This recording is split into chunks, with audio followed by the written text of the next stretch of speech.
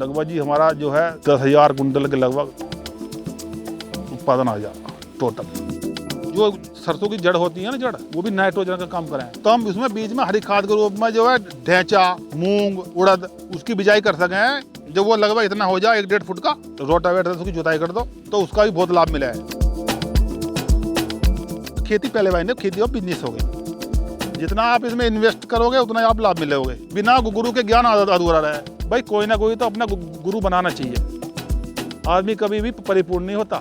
पानी कम देना शुरू में और नाइट्रोजन भी कम देनी है। जितना पानी कम देंगे गन्ना पानी के लिए तरसेगा, मतलब उसको हमें तो तनाव में लाना, तो वो अपनी जो टिल्लिंग है ना वो उसे शुरू कर देगा। जो हमने सितंबर में गन्ना बो दिया आज, तो जब हमारे गन्ने में इसमें टिल्लिंग आ गई, जब हमने इसमें बाद में पीली सरसों की बिजाई कर दी कि हमारा खर्चे कम हो में। कुछ किसान भाई डरते हैं कि टेंच में उत्पादन नहीं है, तो टेंच में ऐसा नहीं है, टेंच में उत्पादन है। टेंच का एक तरीका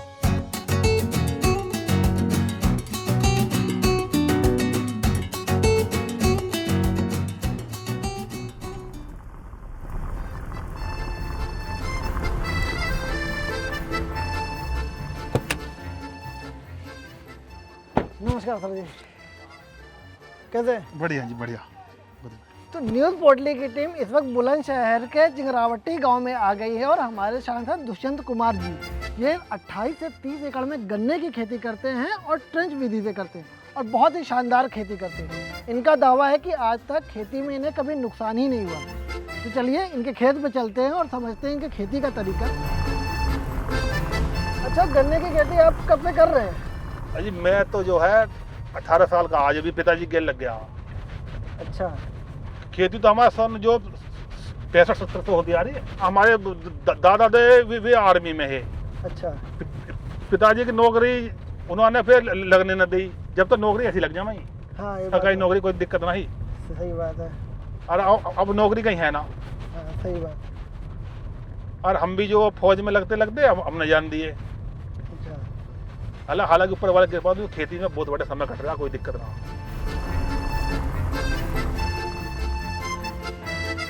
तो मैं करीब 27-28 एकड़ में गन्ने की खेती करता हूँ।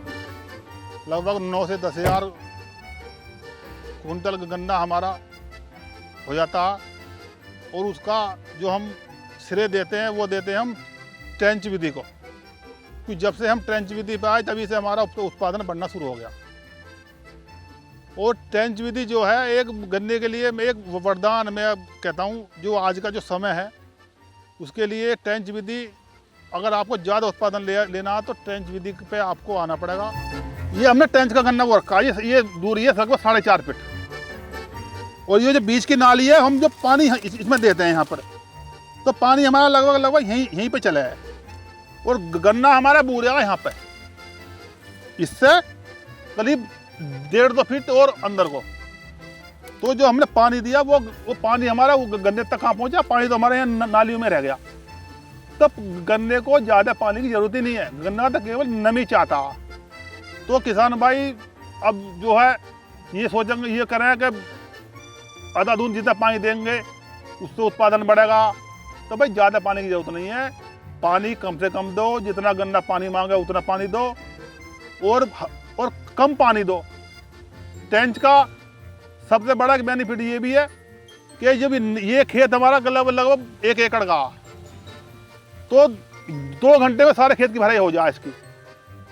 अगर ये हम इसे सामान्य विधि से बोते तो यही खेत हमारा जो लगभग 3 से 4 घंटे लेता भराई होने में।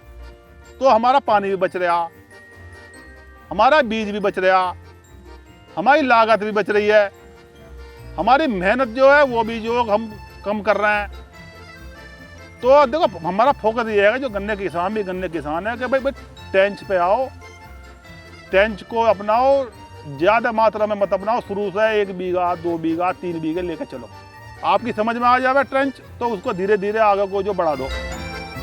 और हमारे पास जो वैरायटी हैं 238 वैरायटी अभी भी हमारे पास लगभग 50% एरिया में है। उसके बाद में 13-235 भी है, 17-018 भी है, 16-202 भी है, 18-231 भी है, 16-030 भी है, और अभी कुछ वैरायटी हमने इस साल लगाई हैं, वो थोड़ी थोड़ी मात्रा में है।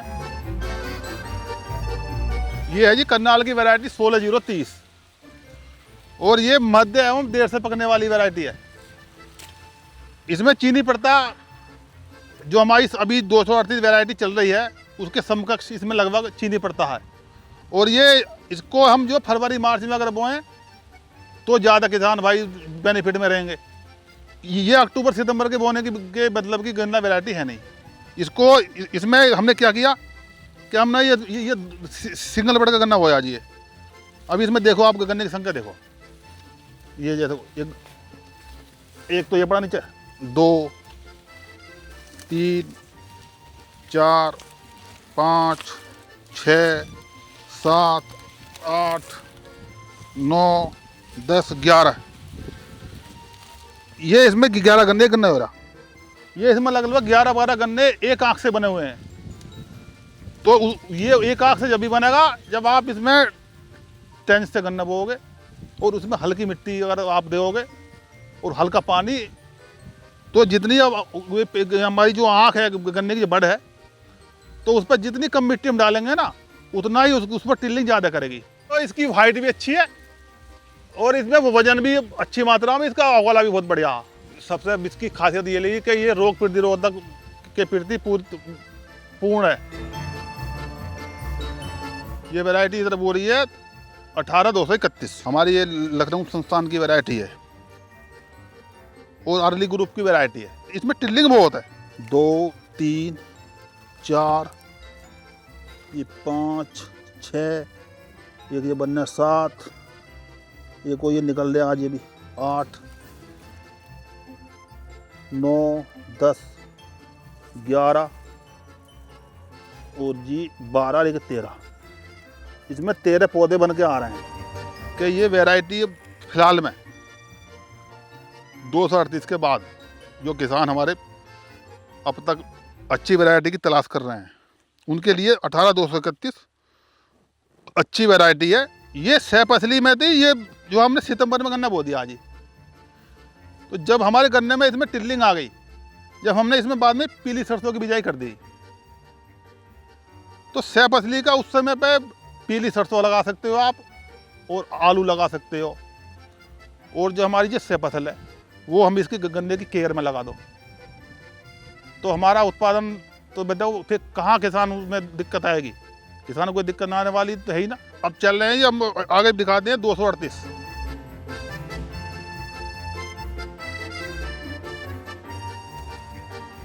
अब आ गए हम अपने अगले खेत पर, जिसमें 238 वैरायटी हमने बो रखी है। अब थोड़ा सा जैसे आजकल के ज़माने में भाई ये हो रहा है कि 238 वैरायटी रोगग्रस्त हो गई है। हाँ ये बात सही है जी, रोगग्रस्त तो हुई है।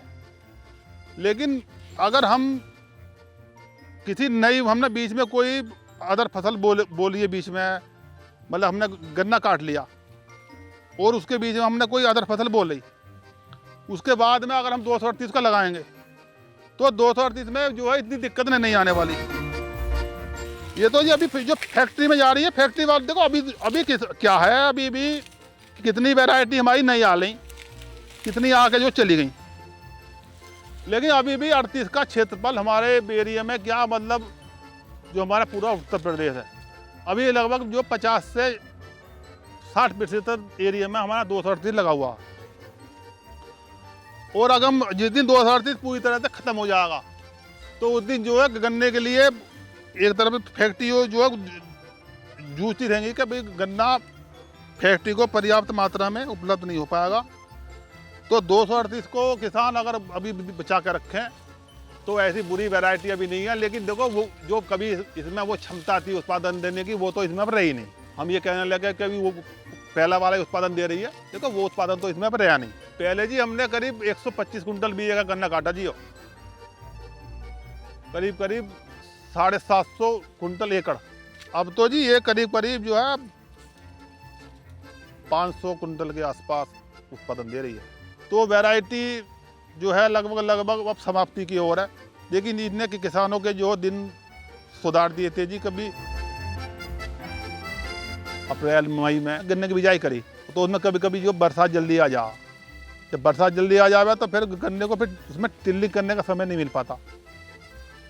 तो हम किसान को सुझाव ये भी थे, मैं सुझाव के जी सब किसान समझदार है, हम तो एक बता रहे हैं अपनी सोच के गेहूँ काट के बिजाई कम से कम करी जा, ज़्यादातर बिजाई किसान फरवरी मार्च में निपटा लें तो ये सबसे बेस्ट समय है। अक्टूबर का भी गन्ना किसान जो लगाने से बचे हैं कि जी घना लंबा टाइम हो जा, भाई वो बात सही है कि टाइम लंबा हो जा, लेकिन उसका उत्पादन भी जो मार्च वाला गन्ना हमारा उससे ज़्यादा दे और बीच में एक से फसल और मिल जा, तो जो खर्चा हमने गन्ने में दिया वो हमारी से फसल दे दे। कोई किसान ऐसा जो बुद्धू तो है ना जी कि वो कुछ जानता ना हो, तो मैं आखिर में यही है कि सभी किसानों को कि भाई गन्ने को समझो और उसके हिसाब से उसमें कार्रवाई करो। जय हिंद, जय भारत। स्टोरी आपको कैसी लगी कमेंट में बताना मत भूलिएगा, और अगर कोई सवाल हो आपका खेती से जुड़ा हुआ, ट्रेंच विधि से स्पेशली जुड़ा हुआ, तो आप कमेंट में पूछ सकते हैं।